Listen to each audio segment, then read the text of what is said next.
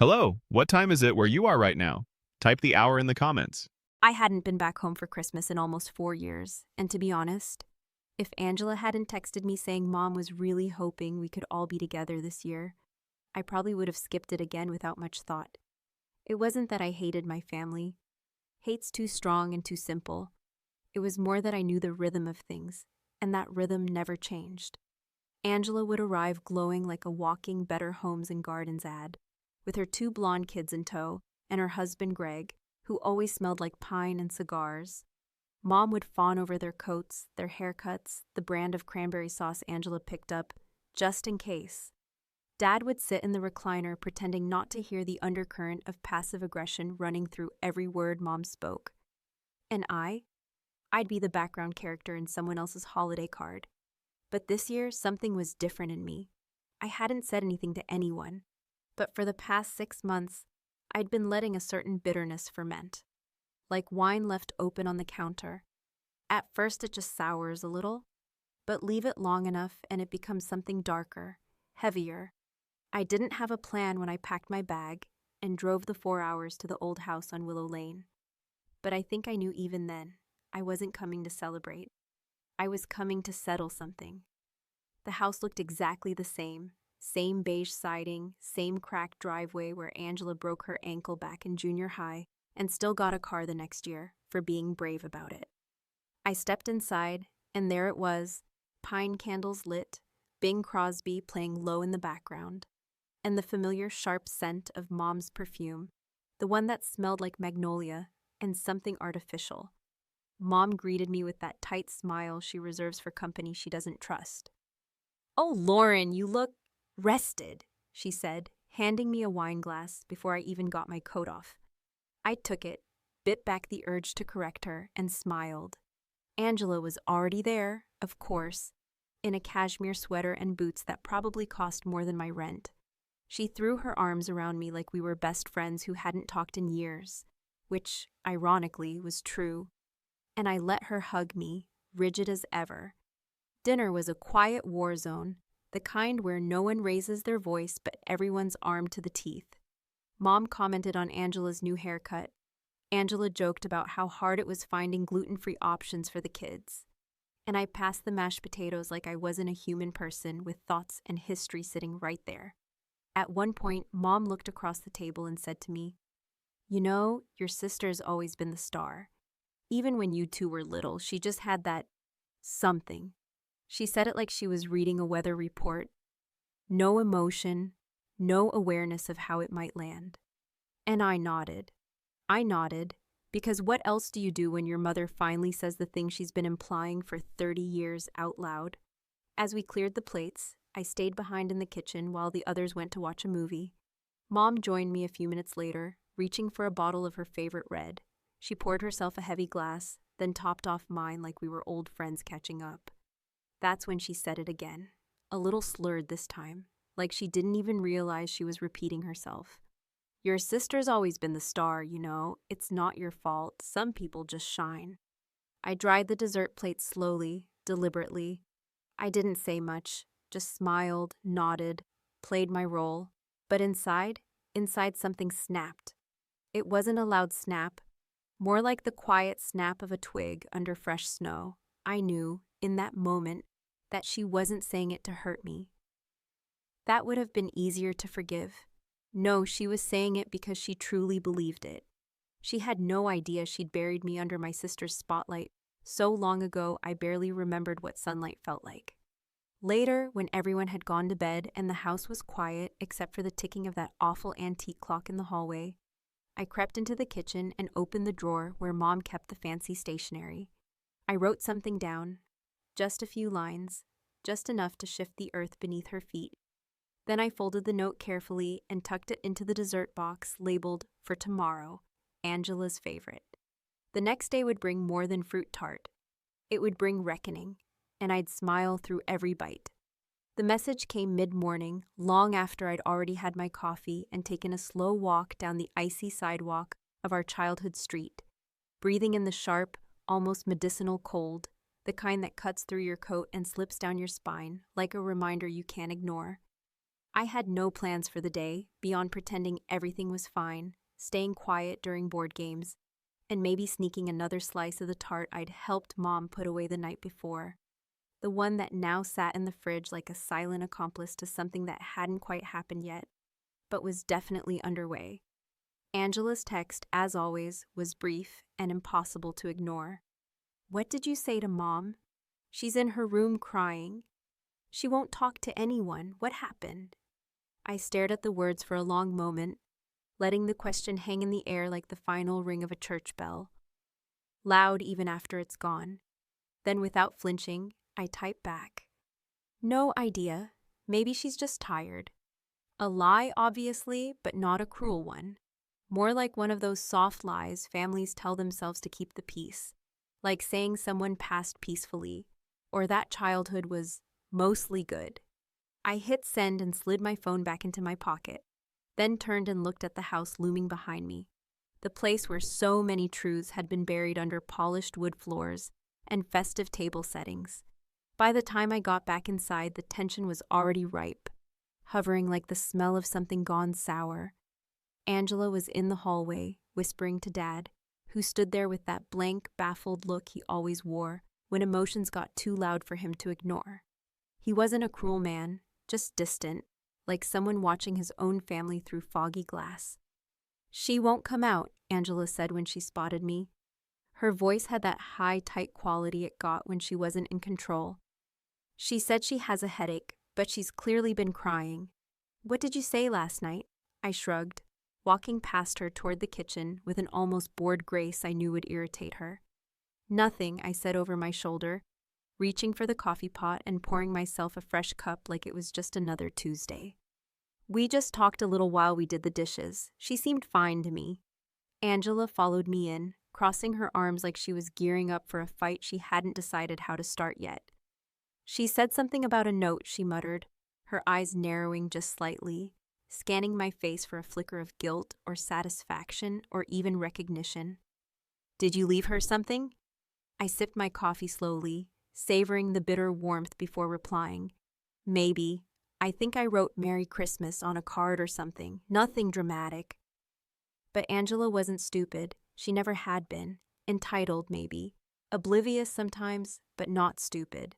She knew something was off, and the fact that she didn't know what made her more dangerous than ever. She sat at the kitchen table, staring at me like I was a stranger wearing her sister's face, and said quietly, "She looked like she saw a ghost. That's not nothing." What she didn't know, what no one knew yet, was that I'd spent the better part of the last year collecting the pieces. Not dramatic things, not scandalous, fiery secrets that could burn a house down. Just the small things, the little betrayals, the rewrites of history that Mom and Angela told like bedtime stories, stories where I was always the problem child, the one with attitude, the one who just couldn't get it together. I remembered the way Mom used to sigh when I walked into a room during Angela's cheerleading days, how she'd pat my shoulder like I was a dog who'd just chewed the rug. I remembered how Angela lied to the school principal about who'd thrown the party, and how Mom backed her up, leaving me with detention, community service, and a permanent label I never shook. So the note I'd left wasn't explosive, not at face value. It was a memory. One line written in my own handwriting on her favorite holiday paper, folded just once and placed carefully between the layers of parchment paper in the dessert box. "You said I should have been grateful she didn't ruin her future for me. I've been paying ever since." It wasn't a threat, it wasn't even angry, it was a reminder, and from the sound of it, it had worked. Angela stood up suddenly, like the silence between us had become too loud, and said, "If this is one of your things, if you're trying to make some point, just know this isn't helping anyone." Her voice trembled at the edges, but her face stayed composed, which I respected, in a strange way. She still didn't realize this wasn't a new thing. It was the end of something that had been dying for years. "Maybe Mom just needed a good cry," I said, walking past her and placing my empty mug in the sink, then turning back with a faint smile. "God knows she's overdue." Angela didn't respond. She just watched me, as if she finally saw what I'd become. Not bitter, not vengeful exactly, but deliberate, calm, like someone who'd finally stopped hoping for fairness and decided to make her own version of it instead. And somewhere upstairs, behind that closed door, our mother sat in silence, holding a single piece of paper that said more than I'd ever managed with words at the dinner table. It wasn't over. Not yet. But the game had officially changed. Angela wasn't the kind of person who let things go, especially when they didn't make sense to her. And by midday, she had shifted from concerned daughter to quiet interrogator, circling me like she used to circle debate opponents back in high school, sulling, pleasant, but with that subtle lean forward, that tilt of the head that always meant she was mentally tearing through your defenses like tissue paper. The problem for her now, though, was that I wasn't 16 anymore, and I'd stopped playing defense a long time ago. She found me in the guest room, folding laundry that wasn't mine, just to keep my hands busy, and leaned against the door frame with a careful, too casual tone that practically screamed. Confrontation was coming whether I invited it or not. "I read the note," she said, her voice soft but heavy, like the words were bricks she'd been carrying all morning. "The one you left in the dessert box." I didn't look up right away. I finished folding a pillowcase, then smoothed it with the flat of my palm before answering. "Then you already know," I said simply, because there was nothing more to add unless she really wanted to dig. And of course she did. Angela stepped into the room, arms crossed, a frown pulling at the corners of her perfect mouth. The same mouth that had smiled its way through every PTA meeting, every graduation speech, every Christmas photo where I stood stiff beside her like the ugly sweater that didn't fit, but got thrown into the shot anyway. "You're dredging up stuff that doesn't even matter anymore," she said, and it was almost laughable, the way she tried to minimize it, the way she honestly believed it had just vanished for the rest of us because it was ancient history for her. I turned to face her, meeting her eyes with the kind of calm that doesn't come from forgiveness, but from pure, exhausted clarity. "It matters to me," I said, and there was no drama in my voice, no tremble, no rage, just the quiet truth of someone who's finally said the thing she's kept buried for decades. Angela's face shifted, just a little, like something had clicked out of place behind her eyes. "You're talking about the party," she said, and I could almost see the gears turning, trying to locate the memory, piece it back together in a way that made her the victim, or at the very least, innocent. "That was forever ago, Lauren. We were kids. You know I didn't mean for it to blow up like that. But I wasn't interested in whether she meant it or not. Intentions don't erase consequences."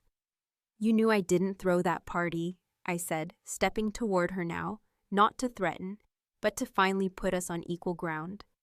"You knew, and when Mom asked you if it was true, you just stood there. You didn't say anything. And when I got suspended and grounded for 2 months and missed my first real shot at a music scholarship, you let me take the hit like it was nothing." Angela flinched, just barely, but I saw it.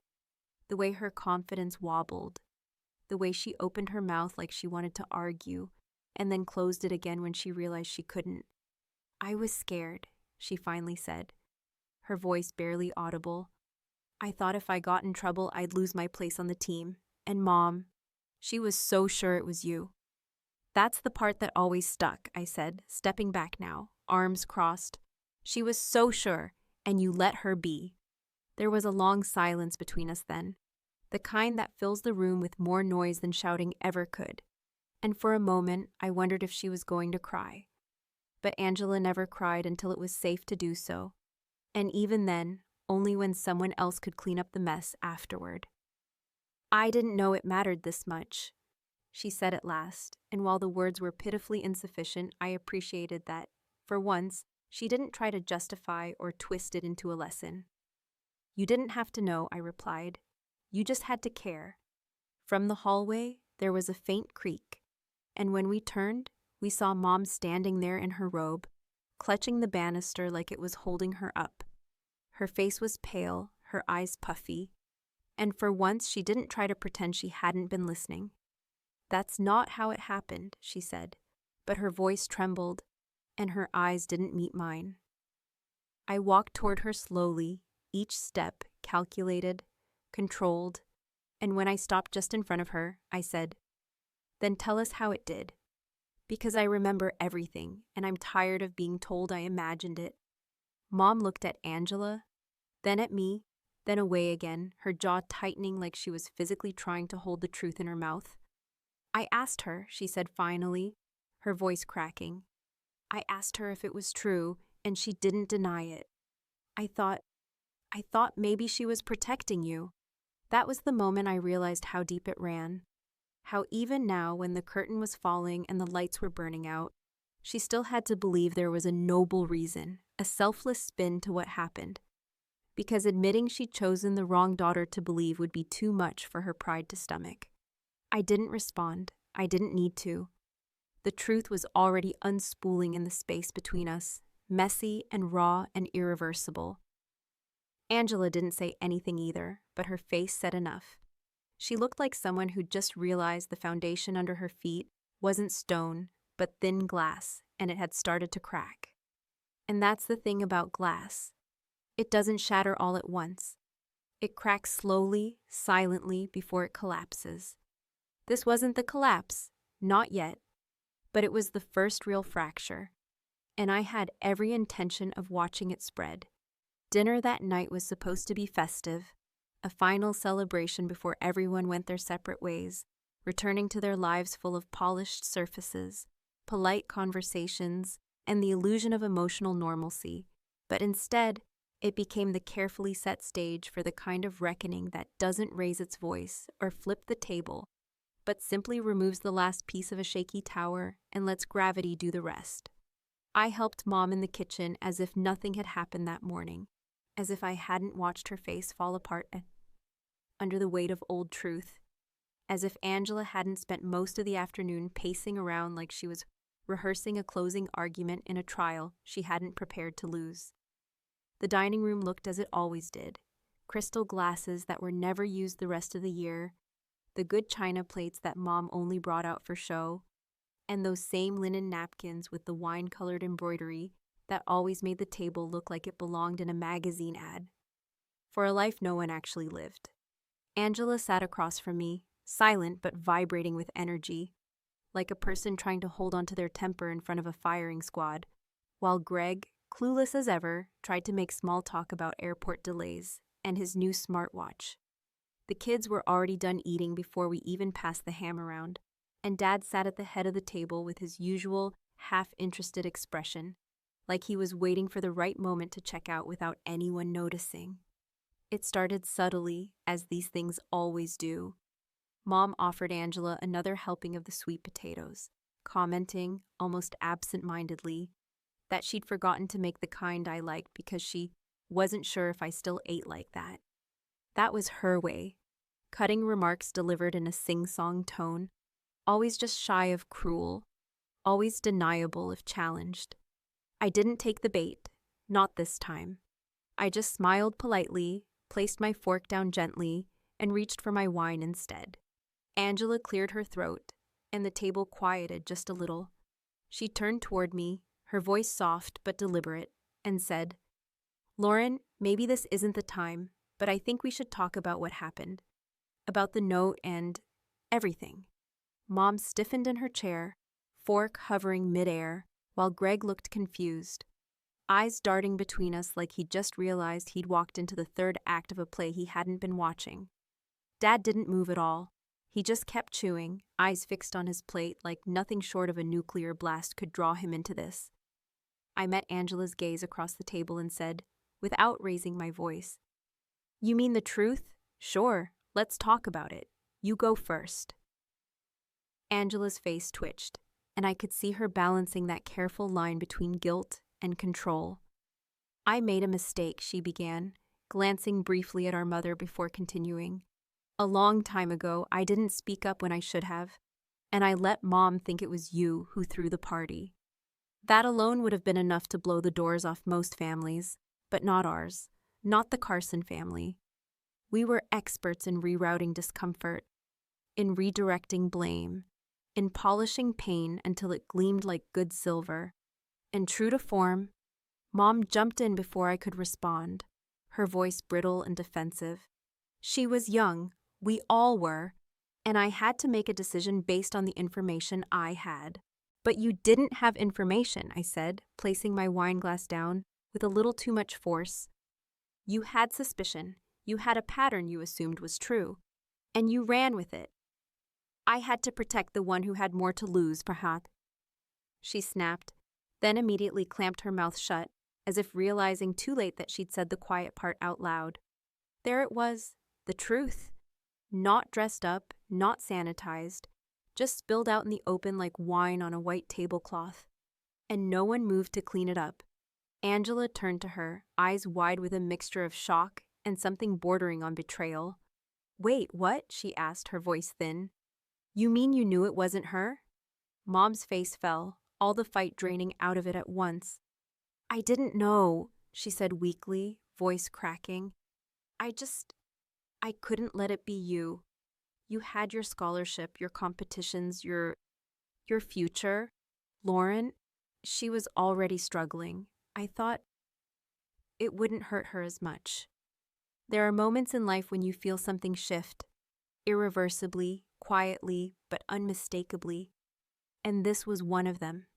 Because in that moment, every justification I'd told myself over the years, every attempt to minimize what happened, collapsed under the weight of the fact that my mother had decided I was expendable long before I'd ever known what the word meant.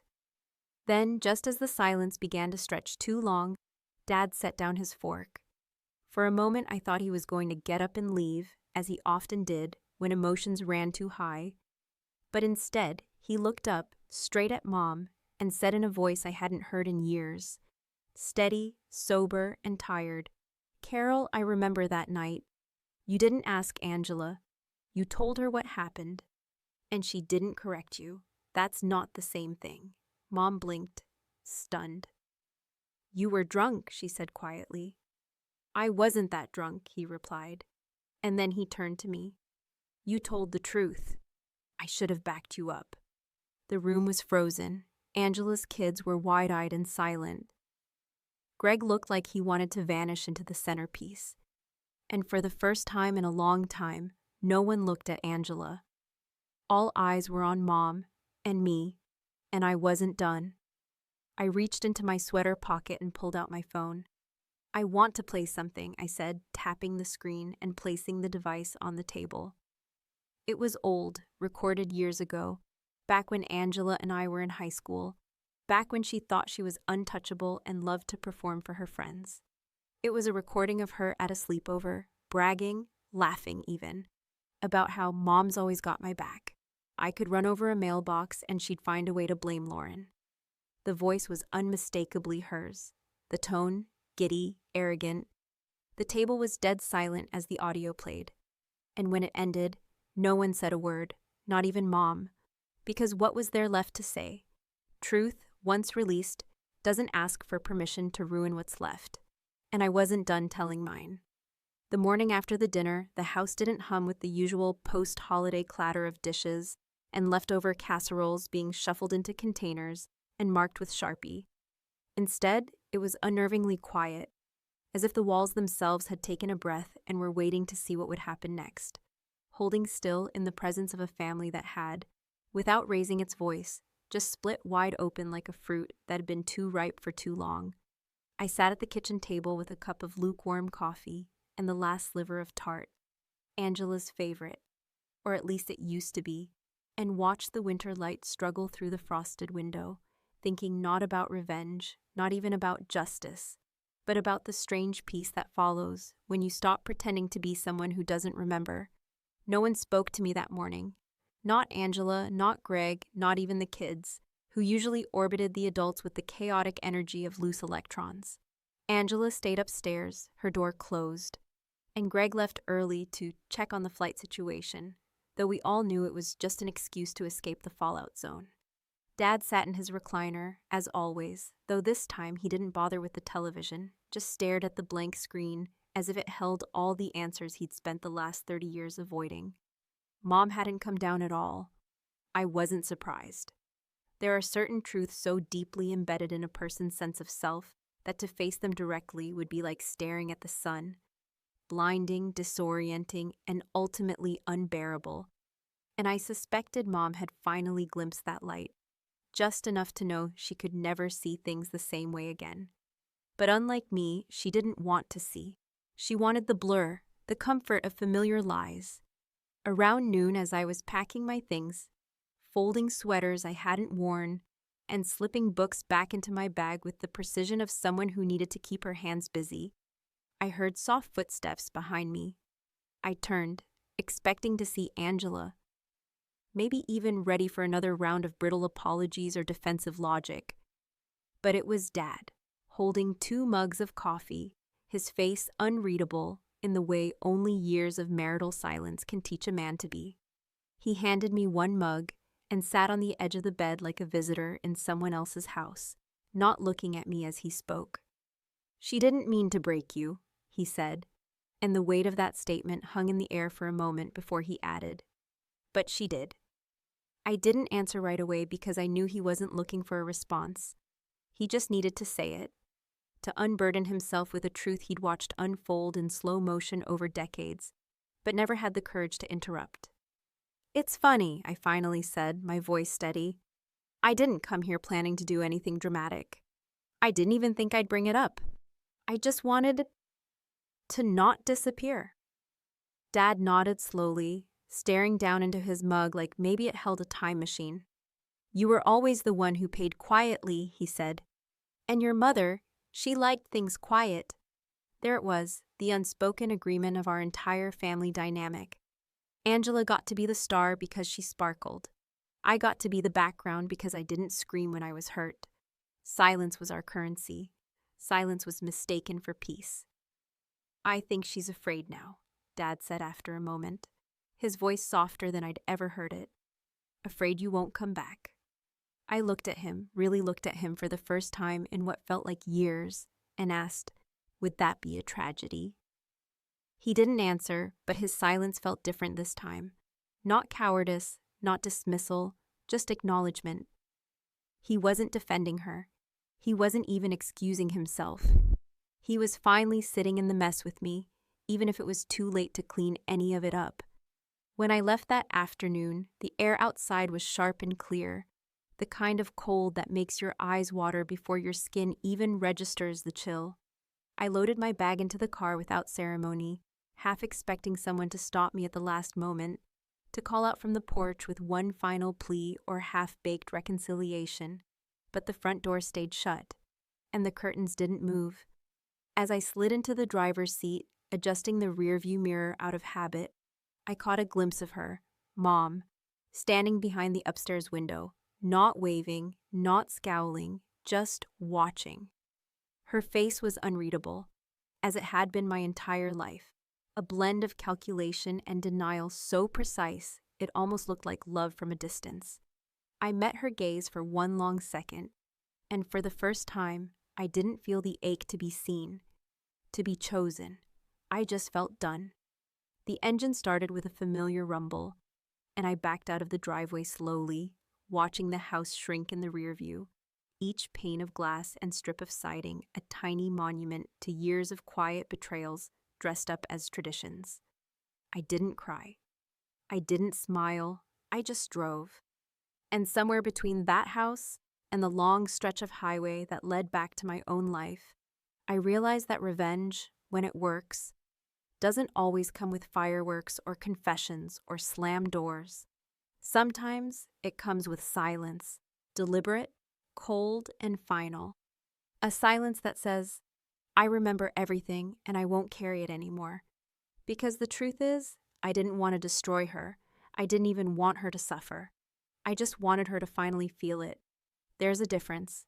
And now, she does.